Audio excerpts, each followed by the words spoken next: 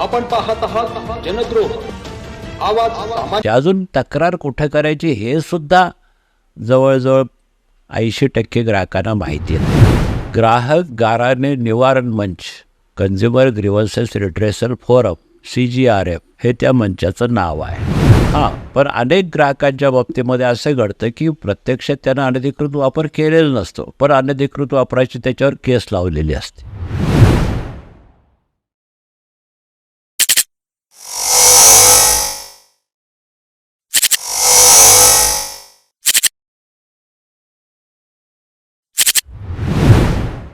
ग्राहकाची सगळ्यात महत्त्वाची विवेचना असते की आमची काही तक्रार असली तर आम्हाला न्याय कसा मिळणार आणि ती तक्रार कुठे करायची. अजून तक्रार कुठे करायची हे सुद्धा जवळजवळ 80% ग्राहकांना माहिती नाही.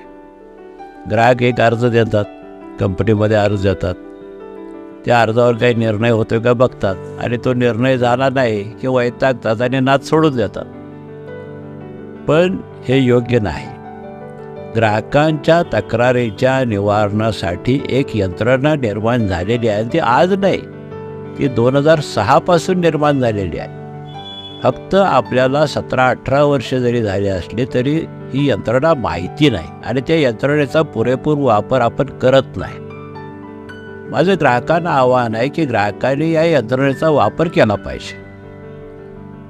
बिल चुकीचं असेल किंवा बिलामध्ये काहीतरी ॲबनॉर्मल आकारणी झालेली असेल किंवा बिलाबदला कोणताही डिस्प्यूट असेल तर अशा सर्व कारणासाठी किंवा विजेच्या ज्या सेवा आहेत त्या सर्व सेवा आपल्याला योग्य पद्धतीनं मिळतात की नाही मिळतात. नाही मिळाल्या तर मग नेमकी तक्रार कोणाकडे करायची. याच्यासाठी 2 रस्ते आहेत. एक वीज क्षेत्रामधला रस्ता आहे आणि दुसरा ग्राहक संरक्षण कायद्याखालचा रस्ता आहे. मी परवा आपल्याला सांगितलं त्याप्रमाणे वीज क्षेत्रामध्ये तरतूद नाही, वीज क्षेत्रातल्या कायद्यात अजून तरतूद नाही. त्यामुळे तुमचा TV जळाला, रिमोट जळाला, पंप जळाला तर तुम्हाला तिथं नुकसान भरपाई मिळत नाही. पण ग्राहक संरक्षण कायद्याखालचं ग्राहक न्यायालय जे प्रत्येक जिल्ह्यामध्ये आहे त्या न्यायालयामध्ये आपण दाद मागू शकता, अर्थात त्याचे सर्व पुरावे देऊ. आपल्याला विजेशी संबंधित सगळे मुद्दे, बाकीचे सर्व मुद्दे याच्यासाठी जी यंत्रणा निर्माण झालेली आहे ती यंत्रणा मला आपल्याला सांगायची आहे. ग्राहक गाऱ्हाणे निवारण मंच, consumer grievances redressal forum, CGRF हे त्या मंचाचं नाव आहे. हा मंच झोन पातळीवर आहे, जे प्रत्येक जिल्ह्यामध्ये नाही. पण महावितरण कंपनीची जे झोन आहेत वेगवेगळे त्या झोनमध्ये आहे. म्हणजे 2 किंवा 3 किंवा 4 जिल्ह्यांचा मिळून एक झोन बनतो. आता उदाहरण कोल्हापूर जिल्ह्याच्या झोनमध्ये कोल्हापूरला ऑफिस आहे, झोनल ऑफिस, आणि कोल्हापूरला CGRF आहे. त्या ठिकाणी कोल्हापूर, सांगली, सिंधुदुर्ग, रत्नागिरी या 4 जिल्ह्याच्या केसेस चालतात. तर हे मंचाचं जे कार्यक्षेत्र आहे त्या मंचासमोर आपल्याला तक्रार दाखल करता येते. एवढंच नाही, ह्या तक्रारीची सर्व माहिती जर आपण व्यवस्थित देऊ शकाल अशी आपल्याला खात्री असेल तर तुम्ही स्वतः तुमची केस चालवू शकता. त्याच्यासाठी तुम्हाला कुठला वकील द्यायची गरज नाही, किंवा वकील त्या ठिकाणी अलाउड नाही, वकिलाला तिथं परवानगी नाही. हा ग्राहक गाऱ्हाणे निवारण मंच हा 3 सदस्यांचा मंच असतो. तुमच्या झोनल ऑफिसचे जे एक्झिक्युटिव्ह इंजिनियर असतात ते या मंचाचे सेक्रेटरी असतात. या मंचावर एक ग्राहक प्रतिनिधी असतो, म्हणजे ग्राहक संघटनेचा प्रतिनिधी या मंचावर एक असतो. आणि तिसरा जो चेअरमन असतो तो चेअरमन खरं म्हणजे थर्ड पार्टी असला पाहिजे, रिटायर्ड जज असला पाहिजे. तशी तरतूद पूर्वी होती, आजही आहे. पण दुर्दैवानं त्याच्या जोडीला त्याने त्या रिटायर्ड जजच्या शिवाय अन्य जे लोक चालतील म्हटलं त्यामध्ये त्यांनी सध्या retired superintending engineer, retired chief engineer असे रिटायर्ड महावितरण कंपनीचे कर्मचारी चालतील अशी तरतूद केली. आणि त्यामुळे सध्या अनेक ठिकाणी मंचावर महावितरणचे 2 अधिकारी झाले, चेअरमन महावितरणचा आणि सचिव महावितरणचा. हे ग्राहकाच्या दृष्टीनं चुकीचं आहे किंबहुना ग्राहकावर अन्याय करणार आहे. याच्यासंबंधी आम्ही हायकोर्टामध्ये भांडत आहोत. त्याचा निर्णय केव्हा होईल तो होईल. पण ज्या ठिकाणी थर्ड पार्टी माणूस आहे म्हणजे रिटायर्ड डिस्ट्रिक्ट जज जे आहे त्या ठिकाणी न्याय मिळणं अधिक सोपं असतं. कारण एक ग्राहक प्रतिनिधी आणि एक थर्ड पार्टी जज हे दोघं असल्यामुळं या दोघांच्या मतानं किंवा बहुमतानं निर्णय होऊ शकतो. आणि अनेक ठिकाणी मग सचिवालासुद्धा त्याला यस म्हणावंच लागतं जर कायदेशीर असेल तर. त्यामुळे एकमतानंसुद्धा निर्णय होऊ शकतो. ही यंत्रणा आहे. या यंत्रणेसमोर समजा निकाल तुमच्या बाजूनं झाला नाही, योग्य झाला नाही, पुरेसा झाला असं आपल्याला वाटत नसेल तर अपील करायचा अधिकार आपल्याला आहे. आणि हे अपील लोकपालासमोर चालतं. त्याला विद्युत लोकपाल म्हणतात. आपल्या भागामधलं म्हणजे पश्चिम महाराष्ट्र, नाशिक रिजन, कोकण या सगळ्यासाठी विद्युत लोकपालचं कार्यालय मुंबईला आहे. आणि मराठवाडा आणि विदर्भासाठी विद्युत लोकपालाचं कार्यालय हे नागपूरला आहे. त्या नागपूरच्या किंवा मुंबईच्या विद्युत लोकपालाच्याकडं आपल्याला अपील करता येतं. अर्थात त्या ठिकाणी आपल्याला वकिलाची गरज नसते. आपण स्वतः किंवा कुठलाही ग्राहक प्रतिनिधी आपण सोबत घेतलात तर त्याच्यामार्फत आपण आपलं म्हणणं मांडू शकतो.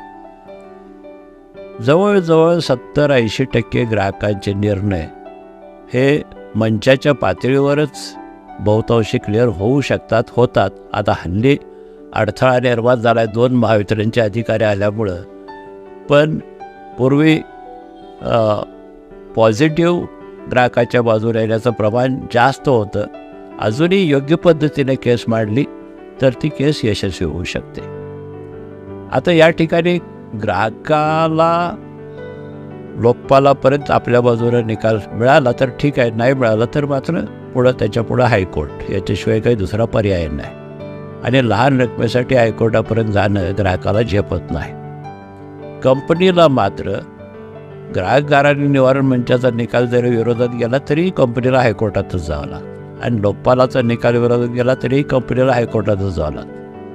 आणि त्यामुळे हे 3 टप्पे निर्माण होतात. ज्या ग्राहकांची केस हायकोर्टात जाते त्या ग्राहकांच्या केसेसमध्ये खूप डिले होऊ शकतो. पण सर्वसामान्य ग्राहकांच्या छोट्या रकमांच्या किंवा कमी स्वरूपाच्या अशा ज्या केसेस असतात त्या केसेस त्या ग्राहक गाऱ्हाणे निवारण मंच आणि विद्युत लोकपाल या पातळीवर निकालामध्ये निघू शकतात.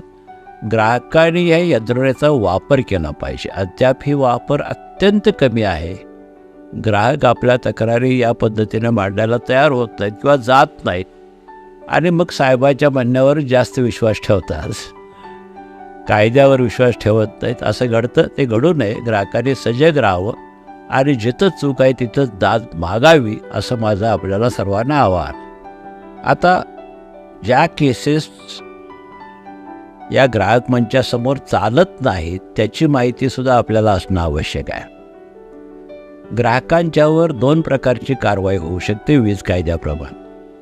विजेचा अनधिकृत वापर केला तर तो गुन्हा ठरतो कलम 126 प्रमाणे.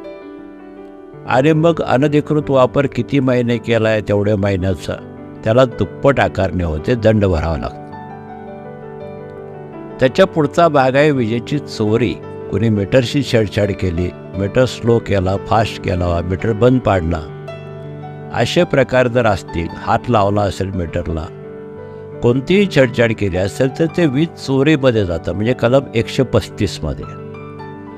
ह्या दोन्ही ठिकाणी केस ग्राहक गाऱ्हाणे निवारण मंचासमोर चालत नाही. हां, पण अनेक ग्राहकांच्या बाबतीमध्ये असं घडतं की प्रत्यक्षात त्यांना अनधिकृत वापर केलेला नसतो, पण अनधिकृत वापराची त्याच्यावर केस लावलेली असते. अनधिकृत वापरचा अर्थ काय हेही समजलं पाहिजे. समजा तुमचं घरगुती कनेक्शन आहे आणि त्या कनेक्शनमधनं तुम्ही व्यापारी वापर केला किंवा अन्य ॲडव्हर्टाइजमेंट, शोरूम्स अशा स्वरूपाचा वापर केला किंवा अन्य कुठलाही वापर केला. शेतीपंपाचं कनेक्शन आहे आणि त्याच्यामधनं तुम्ही घरगुती वीज वापरली किंवा व्यापारी वीज वापरली, असा वापर याला अनधिकृत वापर म्हणतात. आणि हा अनधिकृत वापर जर तुमच्यावर सिद्ध झाला तर तुम्हाला दुप्पट दंड भरावा लागतो. त्याच्यामध्ये जे अपील करायचं आहे ते अपील आपल्याला इलेक्ट्रिसिटी इन्स्पेक्टरकडे करावं लागतं, इलेक्ट्रिकल इन्स्पेक्टरकडे. PWDचे जे इलेक्ट्रिकल इन्स्पेक्टर आहेत, लघुदाब ग्राहकांच्या बाबतीत ते पुण्याला चालतं आणि उच्च दाबाच्या ग्राहकांच्या बाबतीत ते मुंबईला चालतं, चीफ इलेक्ट्रिकल इन्स्पेक्टर समोर. आणि 127 कलमाखाली हे अपील करता येतं आणि 50% रक्कम त्यासाठी आधी भरावी लागते. आणि निकाल जर तुमच्या बाजूने झाला तर ही भरलेली 50% रक्कमसुद्धा आपल्याला परत मिळते. या 126, 127 विजेचा अनधिकृत वापर यामधल्या तरतुदी आहेत. वीज चोरी हा भाग वेगळा आहे आणि चोरी जिथं असेल तिथं आपण कुठेही त्याचं समर्थन करूच शकत नाही. हा चोरीचा खोटा आरोप लागला आहे असं जर वाटत असेल आणि खरोखरच आरोप खोटा असेल तर मग त्या ग्राहकाला 24 तासाच्या संपूर्ण रक्कम भरणं आणि मग डिस्ट्रिक्ट कोर्टामध्ये जाऊन दाद मागणं एवढा एकच मार्ग आहे. कारण वीज चोरीच्या बाबतीमध्ये थेट FIR करायची तरतूद आहे. 24 तासात त्यांना पूर्ण रक्कम भरली पाहिजे. पुन्हा त्याचे कंपाऊंडिंग चार्जेस भरले पाहिजेत. हे दोन्ही जर त्यानं भरलं म्हणजे चोरी मान्य केली तर मग पुढे केस होत नाही. पूर्ण दंड आणि कंपाऊंडिंग चार्जेस भरलं तर मग पुढं काय कारवाई होत नाही. पण जर दुसऱ्यांदा त्यानं केलं किंवा पूर्ण रक्कम आणि दंड भरायला नकार दिला तर मात्र त्याच्यावर कंपल्सरी केस होते. अर्थात ती बेलेबल असते, बेल मिळू शकतो, त्यात काही प्रॉब्लेम नसतो. पण त्याच्यासाठी आपल्याला मग डिस्ट्रिक्ट कोर्टासमोर जाऊन वेळेत जाऊन त्याच्यामध्ये एकतर स्टे मिळवला पाहिजे आणि किंवा पुढची लढाई केली पाहिजे. त्याच्याशिवाय दुसरा कोणताही पर्याय नसतो.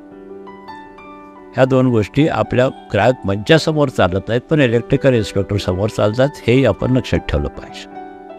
थँक्यू. जनद्रोह आवाज सामान्यांचा या चॅनलला लाईक करा, शेअर करा.